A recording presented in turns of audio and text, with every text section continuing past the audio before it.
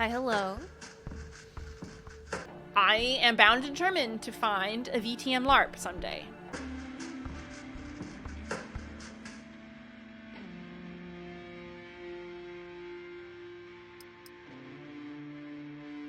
Shall we get to it? Night 5. They are certainly flying by. All right. Who do we want to hang out with today? So we've got Hope. And we've got... wait, we don't have Tamika today. Okay, Tamika's hanging out. We did get that letter. We received an invitation to meet a mysterious someone at the Cathedral of St. John the Divine.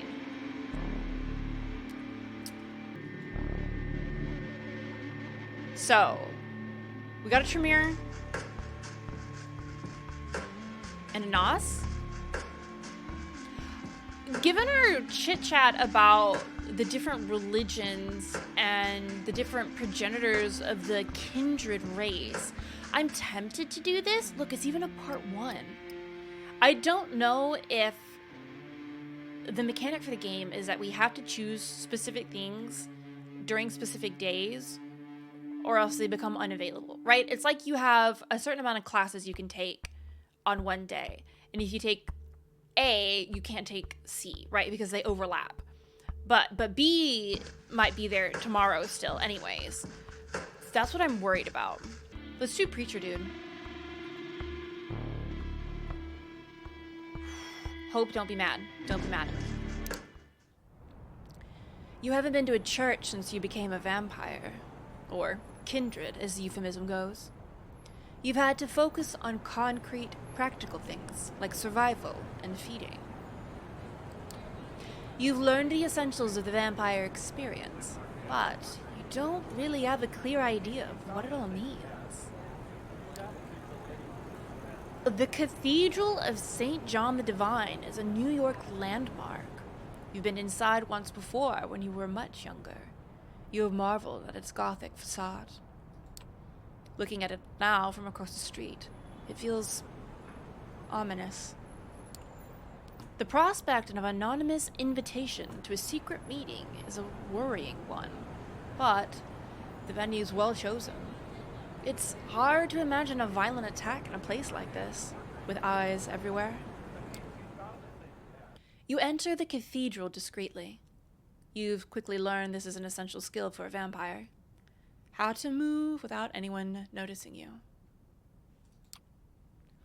The full force of the cathedral's architecture hits you as you walk between the pews. If the architect meant to create the feeling of being small in the face of God's glory, mission accomplished.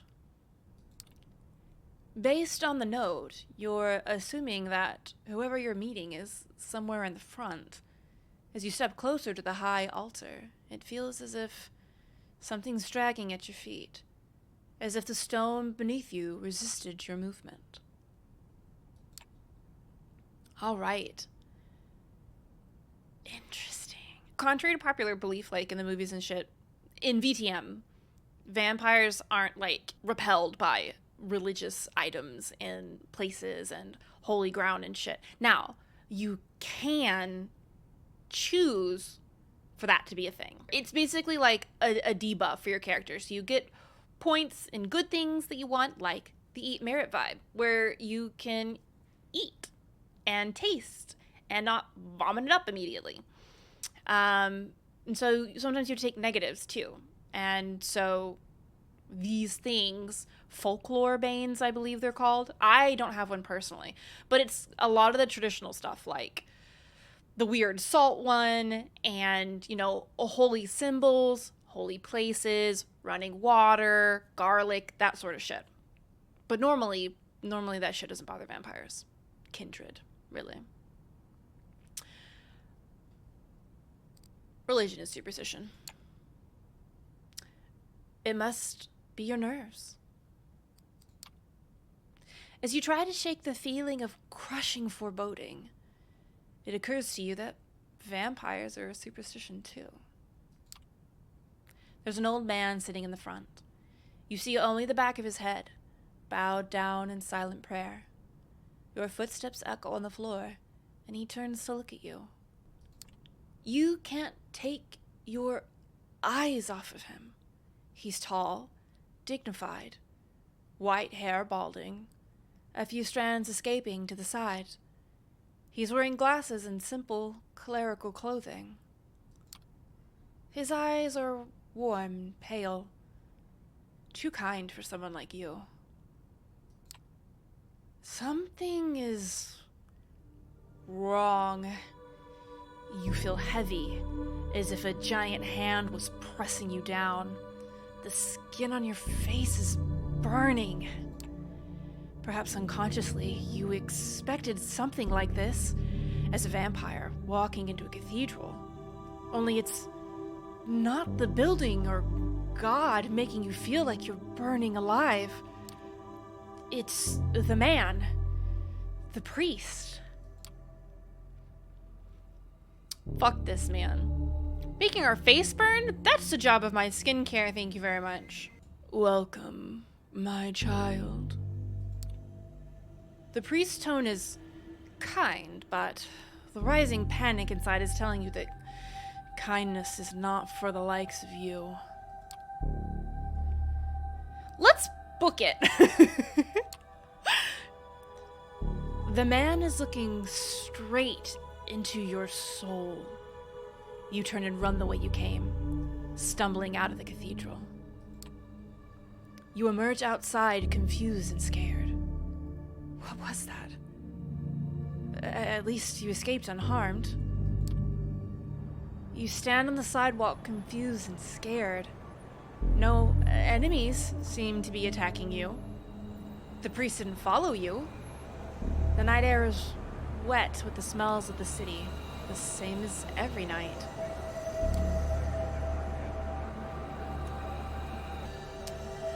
So, how did it feel? You look at the man speaking to you. He's well dressed, if a little archaic. Dark-haired, handsome, like a character from an old movie. He smiles as if he knows something you don't. You glance around. There are people on the street. You don't appear to be in immediate danger. I don't necessarily want to admit outright that our face is burning. I mean, I'm pretty sure if I would have met at this, that he's a vampire and that he set us up somehow. Maybe we are a little antagonistic. Our face hurts. That was spooky. We've been spooked. Properly so. Who the fuck are you? I don't like the accent. We gotta pick a better one. Hey, please, calm down. I'm not your enemy. Let me introduce myself. My name's Benoit Segal. We share many things in common, even if you don't know me. Benoit offers his hand to you. I feel like we shake hands. We got off on the wrong foot, but, I mean, he did set us up a little bit. Yeah, maybe we were an angry boy. Benoit's brows rise in surprise, and he returns his hand to his side. He could have just been like, hey, bud, if you go into a church and talk to religious people, it burns a little. I don't know why, but... Would you mind sitting with me for a moment? Benoit points to a park bench nearby, in darkness because of a broken streetlight. Wary, you decide to follow him. Only an enemy totally unconcerned with the Masquerade would attack you here. Benoit sits down and you follow suit. For a moment, you both contemplate the cathedral in silence. I know how it feels. What you just felt. I've experienced it myself. Many times. For a moment, you consider how to respond. It's clear Benoit sent the invitation to come here, and orchestrated this little setup.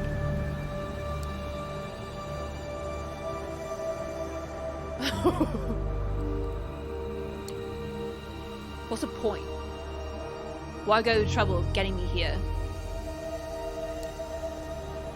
We share a connection, you and I. I'll explain it later, but right now the important thing is that it's so much easier to show than to tell.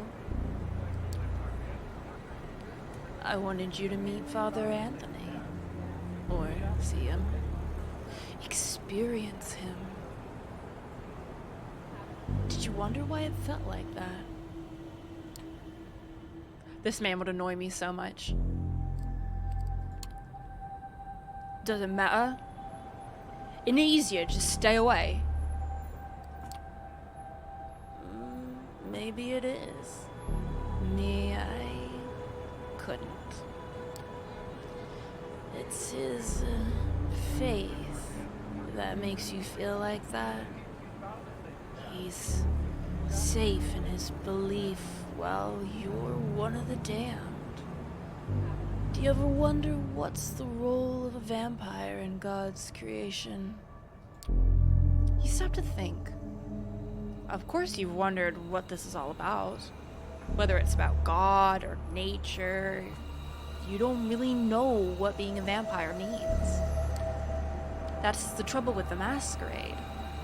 A human faced with human problems can go online and find something that helps. You can't. The Masquerade means that everything there is to know about your condition is secret, hidden away. You're left relying on the unreliable opinions of people like Benoit. Suddenly, Benoit takes your hand and presses it against his chest. As he stares into your eyes, you feel his heart stop. My heart no longer beats, yet I move. I talk. Is that how God intended us to be? Yeah, don't take my hand, my dude. I'm uncomfortable. Let go of my hand, you asshole. Benoit lets go of your hand, and you quickly withdraw it. You're asking yourself these same questions. You know you are. Sometimes I'm skeptical too, but in Father Anthony's presence, I know faith is real. I know it because it hurts so much. But perhaps you have questions about faith and our kind. It feels really bad to have been set up like this, and this guy's like, hey, I just want to help you out. And you're like, no.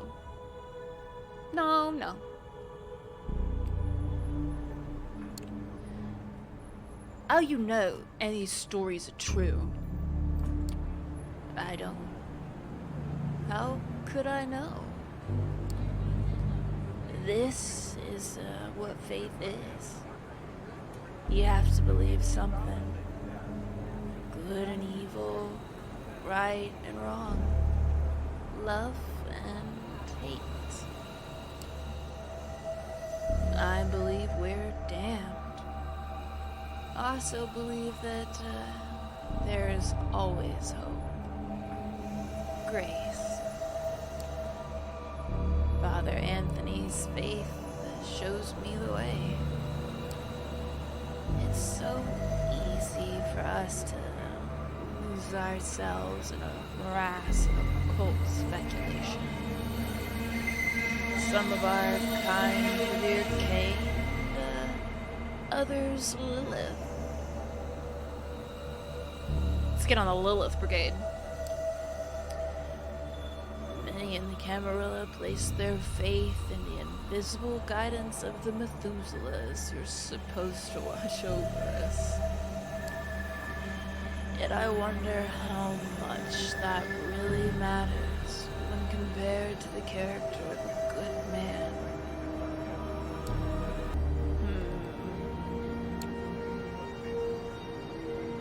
Did you have anything else? Or did I just come here to talk about religion? I know it's overwhelming. It was for me when I first met Father Anthony. I know there are others like him, whose faith shines like a beacon. Priests, old ladies, children. Anyone can have that conviction inside them. Yeah, can we go now? I have to go. I can't concentrate when I know priests inside. Benoit nods patiently. You had the potential to be cool, hipster dude.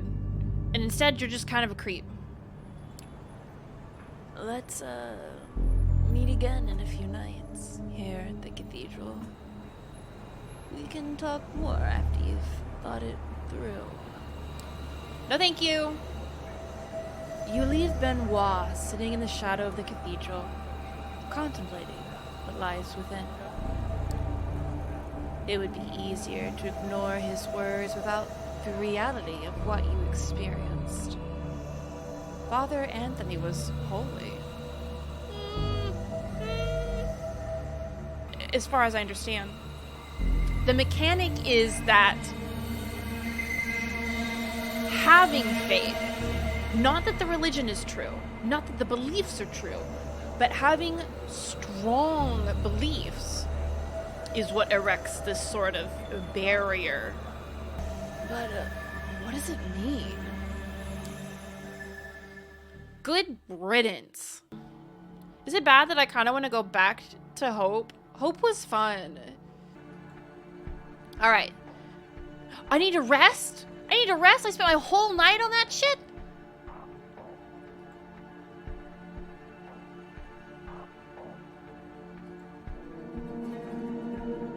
I cry. Not long after you wake up tonight, Gregory knocks on the door of your apartment. Gregory speaks! Hey, I came to pick you up. Miss Langley wants to see you. Nah, we like Sophie.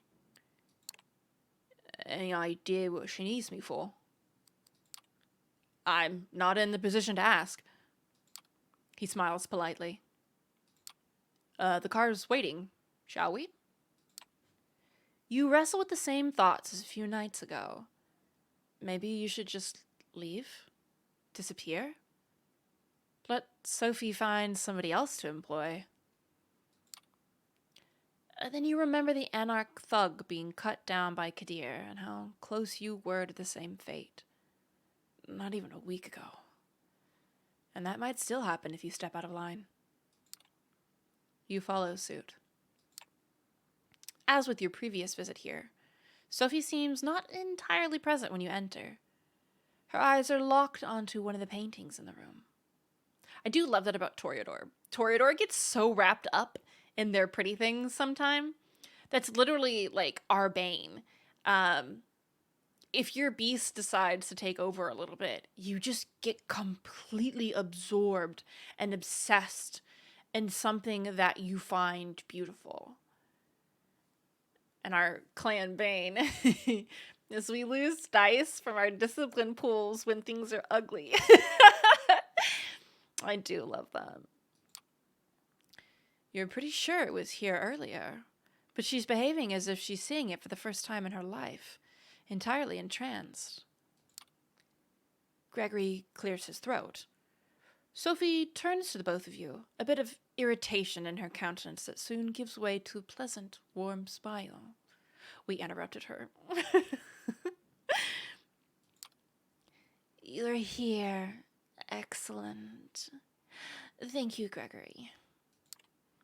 Her driver leaves and she turns her attention to you. I hope you had a few good nights and made some new acquaintances, but I have to say, I'm happy to see you, Emma. Thank you for coming. The change in the mood of the room is so sudden and startling. It makes you consider the true power of vampiric charisma. Rationally, you know you're being manipulated, but you don't even care. Her eyes, her motions, her entire body language all feel 100% genuine in expressing legitimate interest in you and your well-being. I have a request for you this night. I need you to find somebody for me and make a delivery. She points to the statue at the side of the room. You notice a plain-looking flash drive lying on the edge where the inanimate archer's bow touches the pedestal. The man you'll be looking for calls himself Kaiser. He has eyes and ears all over New York, and it's rare for something to happen here without his knowledge. nosferatu, potentially? I need you to take this flash drive and bring it to him. In exchange, he will give you an address, which I need to know as soon as possible. You're about to ask what's on the drive, but Sophie proves to be one step ahead of you. Oh, don't worry about the contents. They're encrypted. A precaution for if the data falls into the wrong hands. But it won't. Correct? She gives you a smile that, just a handful of nights ago, would make you feel like melting. I love Toreadors. Oh, and Emma, Kaiser's a nosferatu. Called it.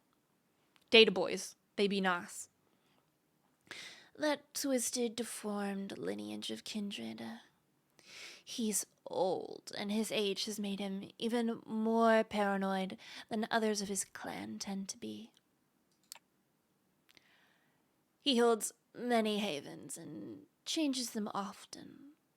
From what I've gathered, he or one of his servants should be found at the park on Coney Island tonight.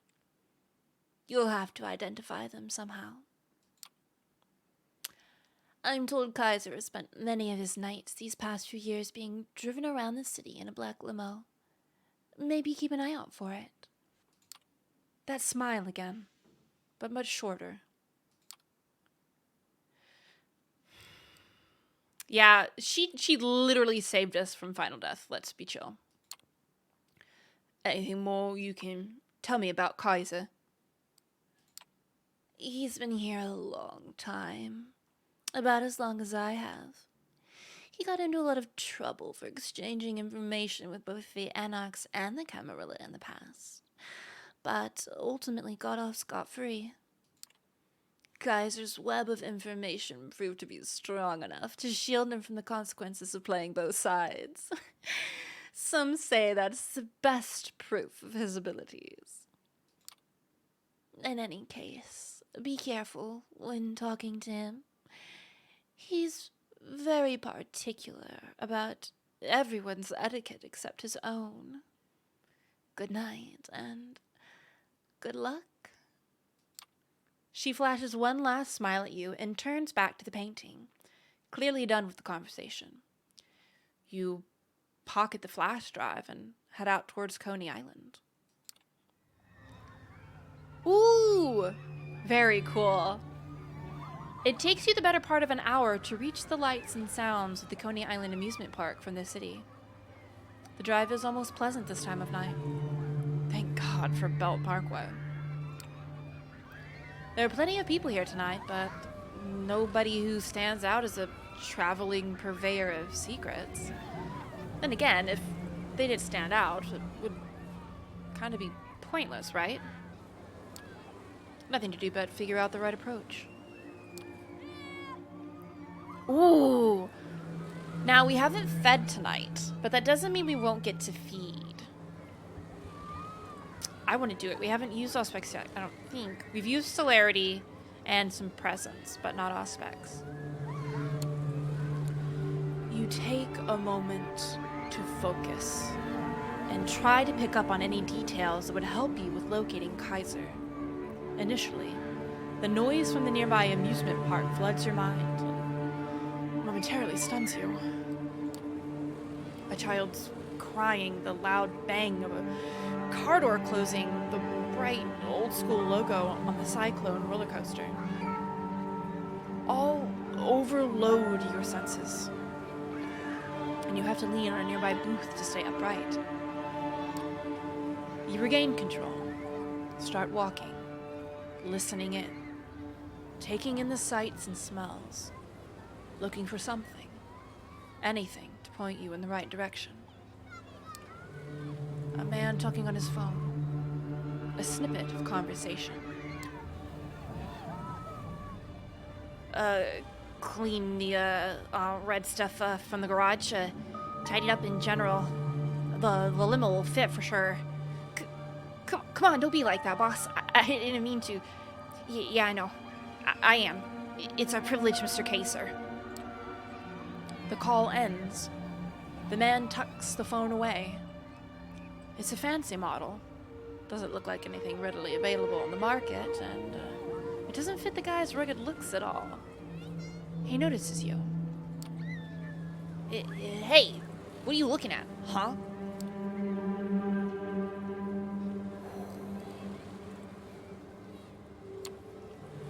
So you work for Kaiser? Who? I don't know the name. He's a terrible liar. Clearly full of shit.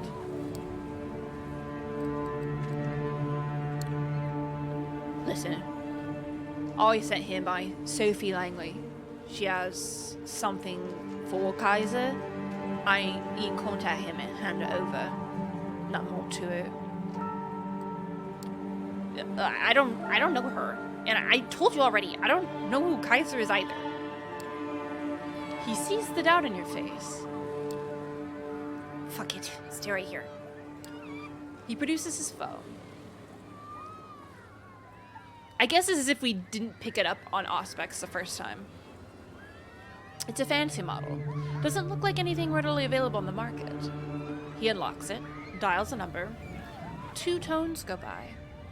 A voice on the other end. Sorry to bother you again, boss. Yeah. I know how much you need your alone time. Yeah, that sounds very nice. There's somebody here who wants to see you. They're with, Langley? Sophie Langley, yeah. Oh, a string of loud obscenities fills the phone. The man winces and pushes it away from his ear, and then the call stops. Almost immediately, a chime. The Count's laugh from Sesame Street. Wow. Announces a new message sent to the phone. He's on his way. Don't go anywhere. Not 15 minutes pass before a black limo stops near where you're waiting. The door opens, an invitation. The inside of the limo used to be a luxury lounge, the kind with a stripper pole and a bar full of alcohol. But it currently has none of that. Instead, there are monitors and consoles. There are dozens of displays, each one showing something different. Surveillance camera footage, stock market quotes, television news, emails, tweets, silent movies, lo-fi footage of a gory torture session. You wonder if the limo's owner can focus on anything while surrounded by all of this visual noise.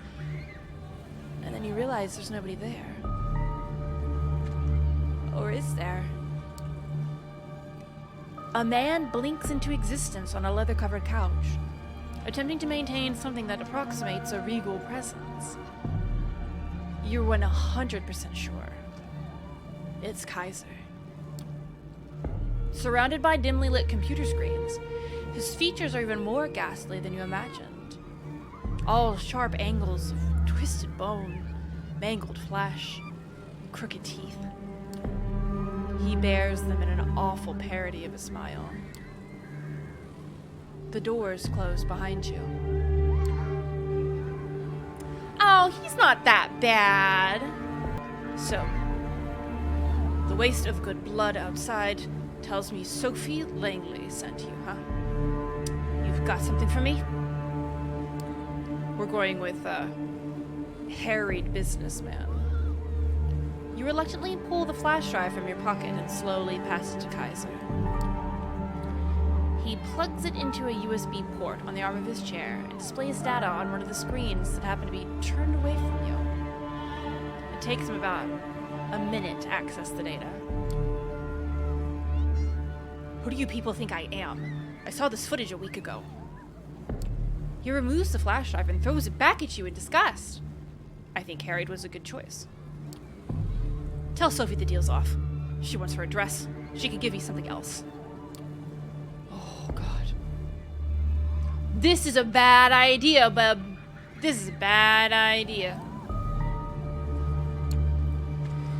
Come on, give me a break. How could we have known that you already seen this material? He gives you a patronizing look. Kid, you're new here, so I'll pretend I didn't hear that. You want your address? You're gonna have to work for it. I just the idea. Yeah, something appropriate for an eager fledgling like yourself. More on that soon. Stay tuned. Now get the fuck out. You're pretty sure you're done here. You get out, close the door behind you, and the car immediately starts backing up. The opaque windows slide past you, and soon the limo's on its way. Kaiser's lackey is nowhere to be seen. So you make your way to your car and drive back, wondering what tomorrow brings. I don't necessarily know if I want to recruit new people yet, because I'm really excited to hang out with the people that we've already made our friends, our besties. Ooh, let's do Tam stuff. Yeah, that is why Sophie is sending us, because we're expendable. Once again, you cross the gate of Prosper Park and head straight for where you last saw the feral duo. Minutes pass. Finding no sign of Tamika, you begin to worry that something might have happened to her. Suddenly, you hear rustling from the nearby bushes. And it's not the stray cat kind of rustling either.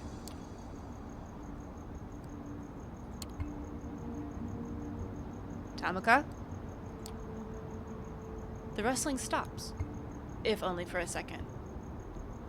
Suddenly, the bushes part, and Raoul walks out, desperately trying to look confident. You wish.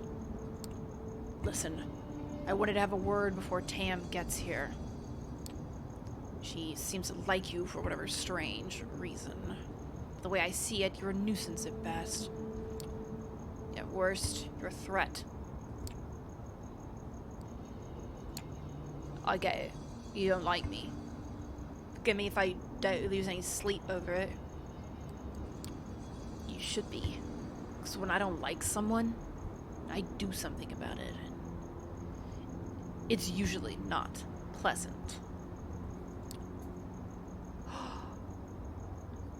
Tamika is my sister. In every sense of the word that counts. Anything happens to her that I find even remotely your fault, coming after you. Is that clear?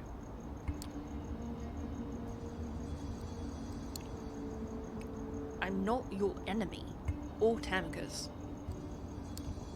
I don't think you understand. I don't give a fuck what you think you are.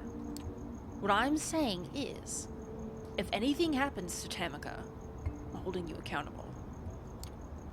All of a sudden, the sound of footsteps reaches your ears. It's just faint enough to not be ostentatious, but still loud enough to hear. You can tell that whoever's approaching wants to make their presence known. Both you and Raoul turn around just in time to see Tamika emerge from behind an old sycamore tree. It's hard to tell just how long she's been listening in on your conversation. In any case, she walks up and speaks, addressing no one in particular. Did I miss anything? Yeah, let's give this guy a little breadcrumb. Let's give him a breadcrumb. Nothing too important. I'm just having a chat. Where are you now? She gives Raoul a scornful look, like she's about to rub his own... like she's about to rub his nose in his own crap. What about? Nothing. You know where to look for me, Tam. I sure do. And with that, Raoul takes his leave. Tamika waits in silence, just long enough to make sure he can no longer hear her and addresses you. I have a favor to ask. Ooh. It is a little strong, but... Okay. What is it? I have an errand to run. I was hoping you'd come with me. There's a place east of here. It's a short walk. We should be back in about 2, maybe 3 hours. Wait. We're walking? As in on foot? In New York City? I don't like cars, alright. They remind me of old times, before I became this. It can be distracting. So, can we go? Sure. We can go now, if you're ready. Well, alright. And so, you head toward the parking lot, accompanied by Tamika and a lot of unanswered questions. Following Tamika's directions, you finally arrive at the Evergreen Cemetery, one of the oldest burying grounds in Brooklyn. You enter through the southwestern gate and follow your companion through the sea of tombstones. It's a nice enough place, as far as graveyards go. Much less homogenized than the usual flat field littered with identical markers. Tamika confidently presses on, swerving and weaving along a pre-programmed path. It's clear that she's been here more than a few times. Finally, she makes a sharp left and takes a few more steps down a gravel walkway, coming to a sudden stop in front of a modest headstone. The inscription reads, Luca Santiago, beloved sister and daughter, born 1991, taken from us too soon. With her eyes fixed on the gravesite, she lets out an absent-minded utterance. I need a moment alone. Not long. 5 minutes at the most. You look around in search of a good spot to wait for her and pass the time. At the far end of a nearby lawn, you notice a lone bench situated under a weeping willow. Suddenly you hear voices. Distant, but slowly approaching. Judging by the tone and timbre, you're guessing it's a couple of teenagers out to get their late-night kicks among the dearly departed. Might be a good chance to feed. Then again, you could just pass the time walking around the area. It's actually quite nice. In a dark and somber kind of way. I'm nervous! I don't want to feed on teens. Teens, are wily as shit. Also, like, they're in a group. Not good for us. I think we're just going to wait on the bench. We're kind of still in our proving stage with Tamika, and we want to be a good friend. I'll wait for you on that bench over there. By a tree. Thank you. You sit on the bench and take a minute to relax and let your mind wander. Looking up at the willows swaying in the breeze, you soak up the atmosphere. Being a vampire sure has its moments. Finally, you get back to the tree and find Tamika sitting on the bench. Without a word, you sit next to her. You look over to her, doing your best not to stare. She looks down, crossing her arms and putting her hands on her shoulders. In an instant, the ferocious savage disappears, replaced by a vulnerable young woman. I think I'm done. Are you okay? I'm better now. Sorry. I guess I should tell you what that was about. She looks away. You can tell she's struggling to open up to you, so you remain silent, trying not to make her uncomfortable.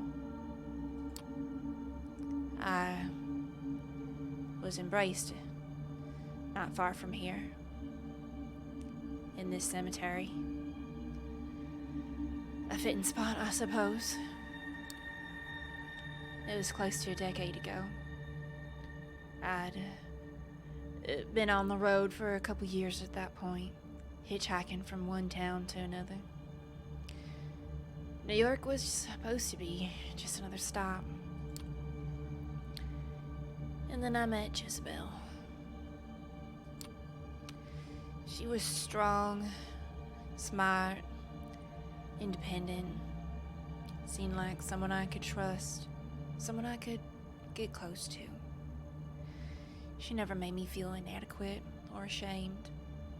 And she could hold her own in a fist fight too. Funny thing though, she only wanted to meet during that time. I didn't think much of it, even came up with excuses for her. Busy, eccentric, whatever worked. Until one night, she sank her teeth into my neck. Damn. You keep using the past tense. I take it she's no longer around. She's not dead, if that's what you're asking. At least, not that I know of. She left soon after turning me. I think the Conclave of Prague really shook her up. To my knowledge, when you embrace, first of all, you have to have permission from the prince of the local area. Second of all, one of the tenets, one of the traditions, is taking care of your child. Like, you're responsible for them. This is very interesting. There, this was, let's do some empathy. Seems like you're trying to justify her actions. I'm trying to understand. After the anarchs were expelled from the Camarilla, I guess she felt betrayed. I know I would. She had fought and killed for the Camarilla, only to have them stab her in the back. But yeah, even though I had Raoul and Luca, I was still furious and terrified. Luca died a few years later. Operation Lights Out, they called it. It was a coordinated assault by the Second Inquisition. A genocide by any other name. I have not stopped and thought about the Second Inquisition's approach to vampirism as genocide yet. But I mean, isn't that kind of what it is? It's a no questions asked, no context needed, kill on sight kind of thing. So it's not even a value judgment. It's not like, oh, because vampires are bad and you are making room for also vampires are good. Nobody's making a judgment call. Dang, I had not. Her family got together, bought up the plot, buried an empty casket. I guess they wanted some closure. Can't fault them for that. Even though she's not really here, I like to come and visit from time to time. It reminds me of who I am. Keeps me in check. Keeps the beast at bay. Also, this being the place of my embrace, you gotta appreciate that level of irony. She straightens up and looks at you as if something just occurred to her. Sorry, I don't know what came over me. One minute I'm all grunts and stares, and the next I'm giving you my biography. I guess I'm just Tired of being scared. Alone. I like her so much. So much.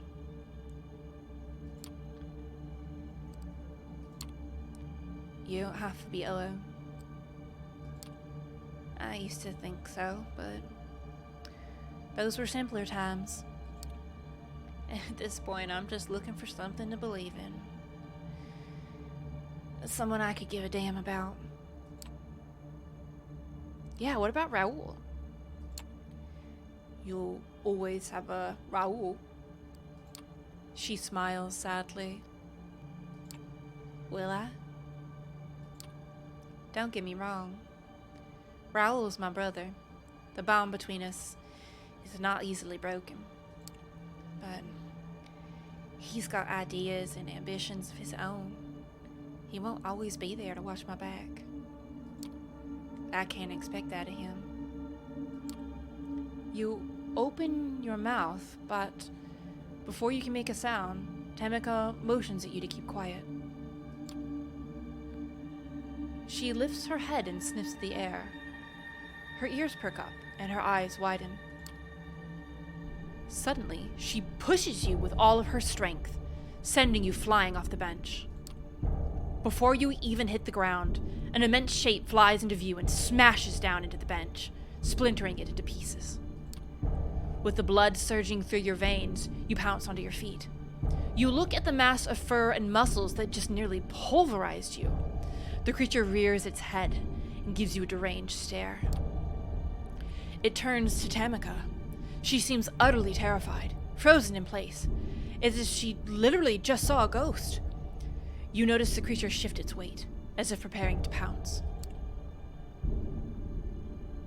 Oh, shit. We only... How many points of celerity do we have? We can't go super fast until we have 3 points, I think. Let's do our best, although it's going to make us very hungry. With your reflexes greatly enhanced, you're able to get over to Tamika and push her out of the monster's way. You both land safely on the grass, while the beast flies through the air and smashes face first into a marble headstone. The creature then turns towards you. For a second or two, it moves its mouth awkwardly, as if trying to remember how to form words.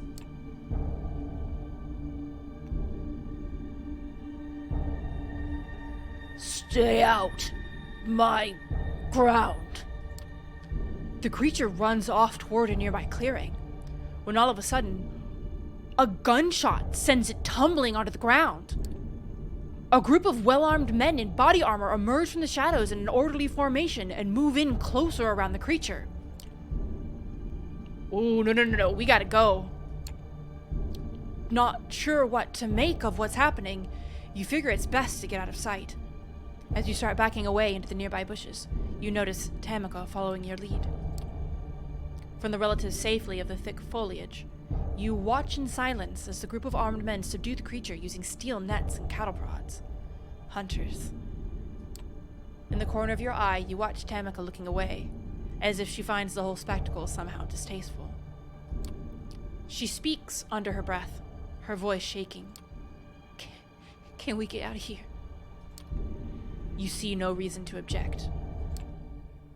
The walk back turns out to be a quiet and somber experience. You both walk in silence, the city a blur of lights and cars careening by. You look over to Tamika. She seems lost in her thoughts. Finally, you decide to break the silence. Yeah, let's ask after her. Are you gonna be alright? That thing back there, it really spooked you. I don't know. She catches herself and quickly attempts to hide her vulnerability. Yeah, I think so. It's just that, I've always heard stories about the Scarred One. I never thought I'd actually run into him. The Scarred One? That's the only name he's known by. He's a cautionary tale for young gangrel. He's what happens when you let the beast take over. I always figured him to be more of a metaphor, seeing him in real life, it's like if a Christian just happened to run into Judas Iscariot one day. I'm so sorry if I butchered that. And seeing him hunted down by the SI, I don't know what to think. I don't even know where to start thinking. Deciding to give her some space, you spend the rest of the walk in silence. Soon enough, the familiar tree line of Prospect Park comes into view. You stop by the entrance nearest to Tamika's haven. She keeps walking, without so much as a word or glance in your direction. She stops after several paces and turns back to you. I'm sorry. Thank you for coming with me.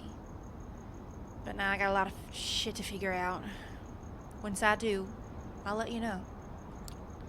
And with that, she disappears among the trees. Seeing no point in sticking around, you take your leave. Wow, what a great segment. What a great segment. I hope that each and every one of you has a wonderful rest of your day or night, whatever time it is, wherever you are. I will see you next time. Thanks for watching. For more content, you can check out these videos, or my stream on Twitch, or my reaction content on TikTok. All the links are in the description. Have a great rest of your day.